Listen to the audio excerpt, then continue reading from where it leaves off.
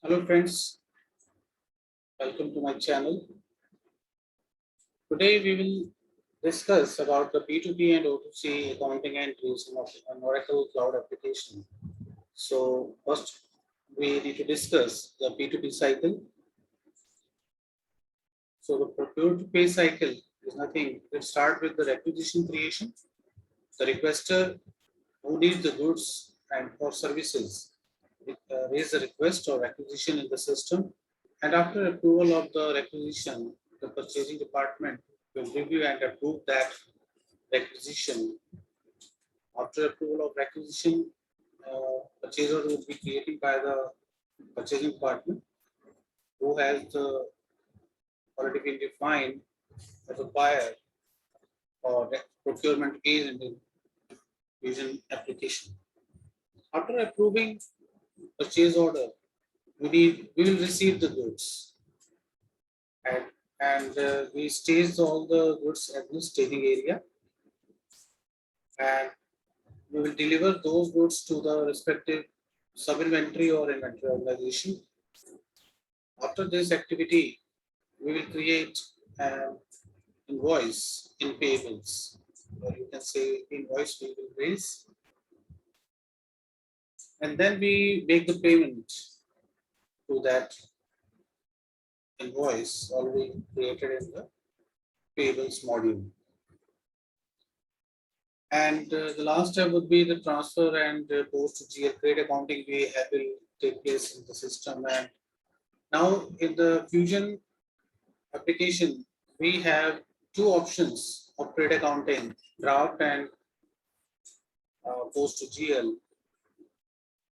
As in the EBS, we had one option of final post.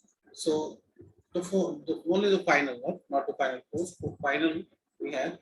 So now in Fusion, it's been eliminated the second option final, because if we are running the grade accounting final mode, so system grade accounting and the accounting entry would be parked in the SLA tables, not to the GL balances table. So that is been just removed from the Oracle Cloud application. Now we have two options only, draft and final post. So these two now we have. Let's start discuss with the accounting entries. So at the time of requisition and purchase order creation, there would be no accounting entry would be generated by the system. And at first entry would be created at the PO receipts. Like we are receiving the goods, and accounting entry would be inventory receiving account debited to AP accrual account.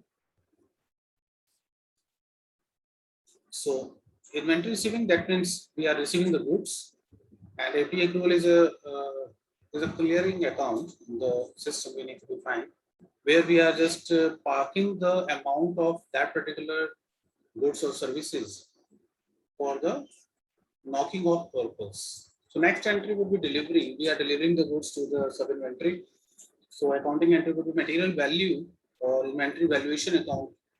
The naming convention as per your business requirement would be debited, and then we are knocking off the inventory receiving account that already been we have debited in the first PO receipt accounting entry. After that, we will raise an invoice in the AP module, and accounting will happen. AP accrual debited to liability account. So here we just knocking off AP accrual account that already been created in the first entry of the PO receipts.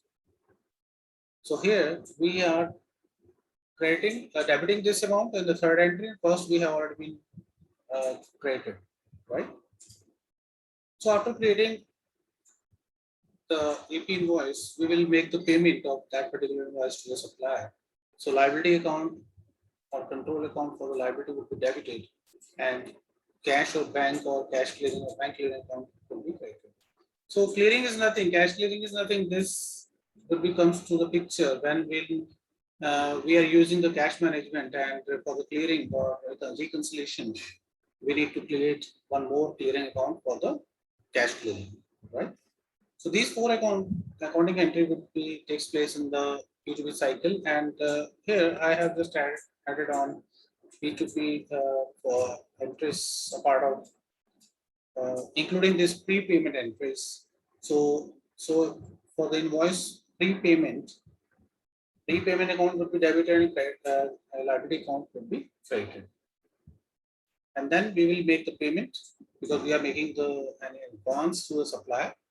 So liability debited to cash account. And at the time of standard invoice creation and application of standard invoice towards the prepayment account invoice that we have created in the first entry of prepayment, this one. So API approval account debited to prepayment account and liability account. So prepayment is knocking off here, liability already been knocked off, and the control account that shows the final liability account will be credited here, right? So this is how we can understand the P2P cycle end-to-end entries, right? So let's start with the O2C's accounting entries.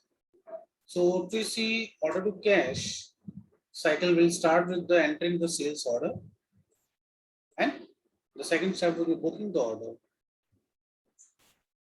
Next step would be launch, pick release, then ship confirm, create invoice, create the receipt either manual or auto lockbox, transfer to GL, journal import or posting. So these all are the steps we need to perform at the time of O2C cycle, as you know. Similar as EBS, we need to perform these steps, right, for O2C cycle. So at the time of first and second step, these two steps, we need not to enter any accounting entry. So accounting entry for O2C will start with launch, pick, release. That means we are launching the pick release that on the basis of book sales order, we will pick the items from the sub inventory and putting those items into the staging area. So an accounting entry would be, we need to open two accounts like sub inventory and sub inventory staging account. So on that basis, sub inventory would be debited because we are reducing the item books, and sub inventory staging account will be credited. After the ship confirmed, the second entry would be takes place, which is the cost of goods account would be debited to sub inventory account. So we are knocking off sub inventory account here, right? Next would be we will raise an invoice in account receivable module. So receivable account debited, that is nothing, this is a debtor account to revenue account. This is the income account, you can say, right? So at fourth step, we will receive the billed amount that we have raised in the third step, the receivable amount due to the vendor, not the vendor, this is a customer, right? So cash, if we don't know the customer name, in that case, we need to raise the cash account debit to unidentified receipt. That means we don't know the customer and we are entering a receipt against that without any customer entry at the time of creation of the receipt.